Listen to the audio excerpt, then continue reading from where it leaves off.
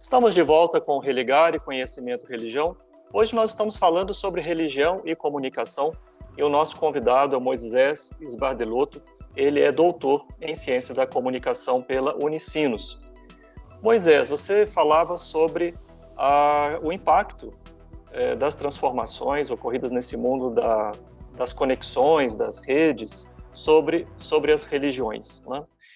O que as religiões precisarão ou precisam avaliar nesse contexto, né, no diálogo com a cultura mediatizada, digitalizada, funcionando em redes?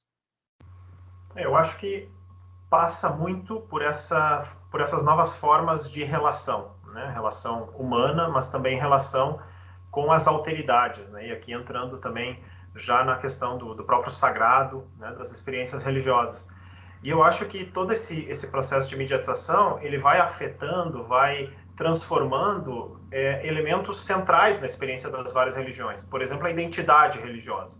Quando agora nós podemos consumir experiências religiosas do jeito que nós queremos, né? Do jeito que nós nos aproximamos melhor, graças à oferta aí que o ambiente digital nos dá, uma imensidão de ofertas.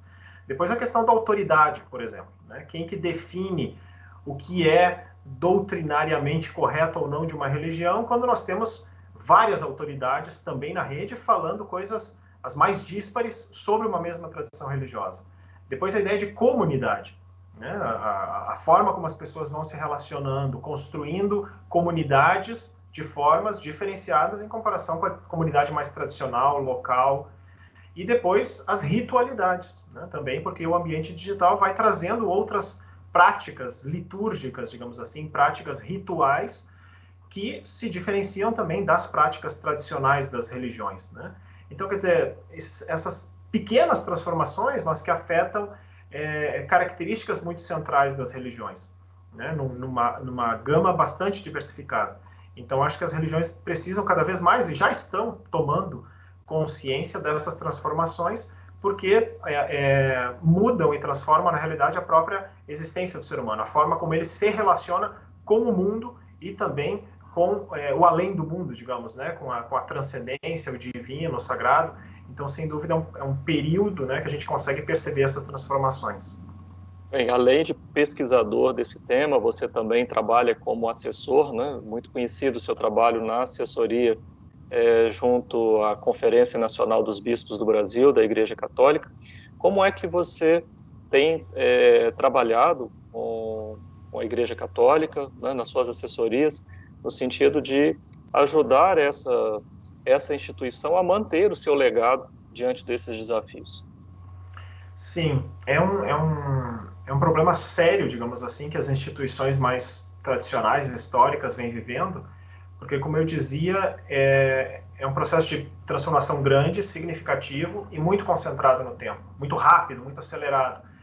E isso não afeta só a igreja, né? Afeta qualquer outra instituição que tenha uma certa história, uma certa reputação, também vem sofrendo com essas transformações.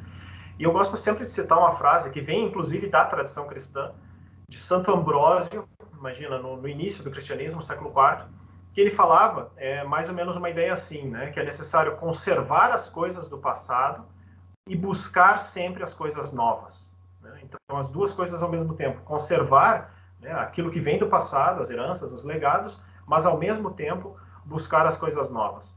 Né? Então, acho que aquela ideia da árvore, assim, quer dizer, a árvore precisa das raízes, raízes sólidas, raízes firmes, e, ao mesmo tempo, precisa das flores para atrair, né, os insetos, fazer a sua polinização, gerar frutos. Se a instituição permanece muito presa nas suas raízes, ela perde essa vitalidade, né, das flores, das folhas.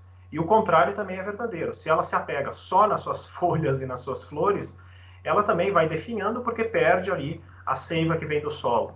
Né? Então, acho que usar essa metáfora nos dá uma ideia interessante assim para pensar isso. Quer dizer, ao mesmo tempo, não dá para cair num conservadorismo, num tradicionalismo, evitando tudo que vem, né, da contemporaneidade, e ao mesmo tempo não dá para entrar num aventureirismo, digamos assim, um superficialismo, tentar ser, entre aspas, moderninha e esquecer tudo aquilo que vem na tradição. Então é um equilíbrio sutil, assim, delicado, né?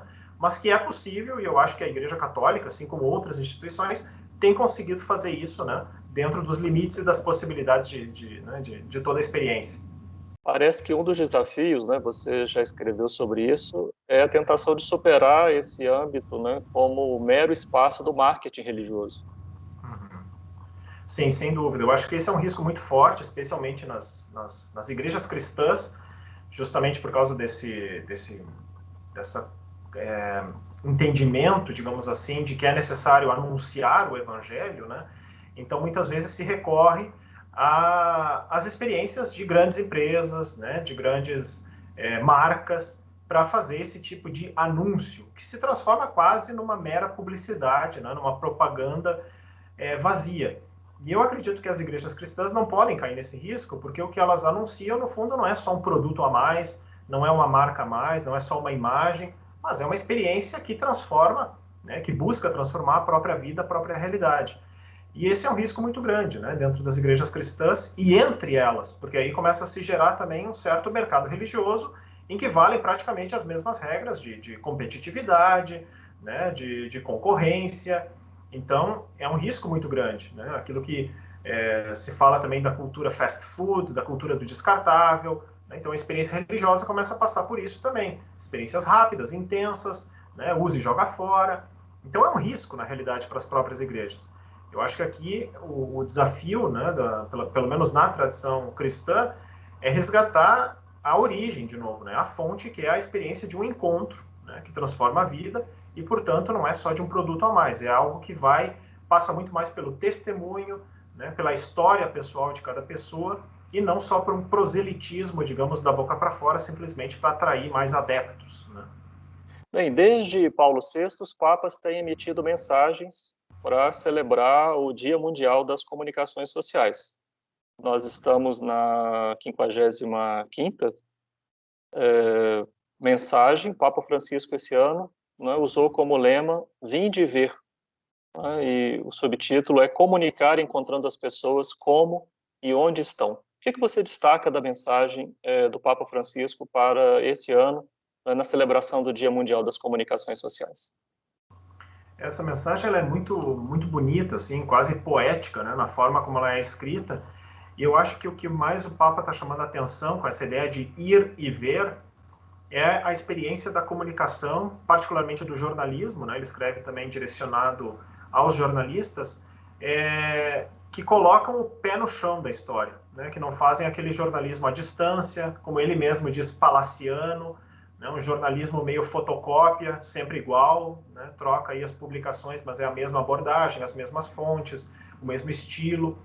E ele vai dizer que não, né? Trazendo essa ideia que vem dos evangelhos, né? De ir e ver, ele vai dizer que o jornalismo tem que ser isso também, é gastar as solas dos sapatos, que é uma metáfora interessante que ele coloca, indo aonde ninguém vai. Né? São duas expressões que eu acho que resumem bem essa mensagem. Gastar as solas dos sapatos é isso, é ir ao encontro da realidade, né? Sujar o sapato para buscar a informação, a verdade, né?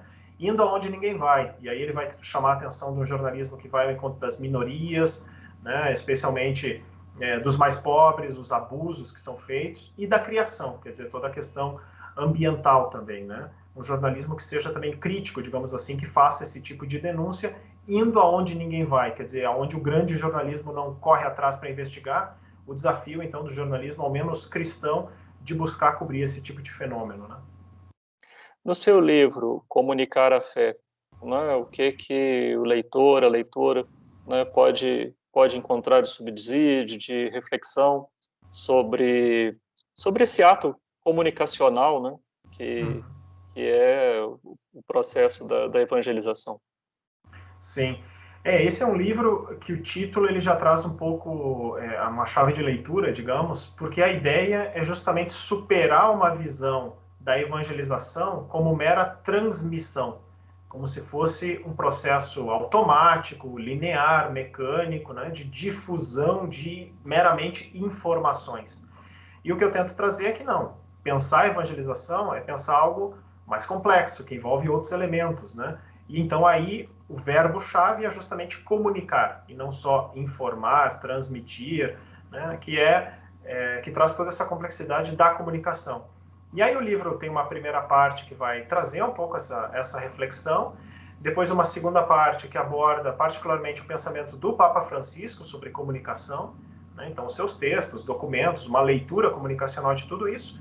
E uma parte final, como comunicar a fé no ambiente das redes, né? O desafio do digital e como é que as várias tradições, não só cristã, eu acho que o livro transita também por uma linguagem mais né, transversal, como as diversas tradições podem entender o desafio do digital e responder a partir da sua experiência religiosa. Bem, o nosso convidado e a editora Voz disponibilizaram este material aqui para nossos telespectadores e telespectadoras. Se você quiser participar do sorteio do exemplar da obra Comunicar a Fé, do nosso convidado, Moisés Bardelotto, você pode escrever para a nossa equipe através do e-mail religare@tvhorizonte.com.br. Moisés, muito obrigado pela sua participação aqui no Religare, foi um prazer conversar com você. Imagina, eu que agradeço a oportunidade, fico à disposição e um grande abraço a todos e a todas. Obrigado. Nós somos um projeto de extensão do Programa de Pós-Graduação em Ciências da Religião da PUC Minas. Se você quiser saber mais sobre as nossas atividades e cursos, acesse o nosso site, que está em pucminas.br/ppgcr. Religare de hoje fica por aqui. Um abraço muito cordial e até o próximo Religare, Conhecimento e Religião.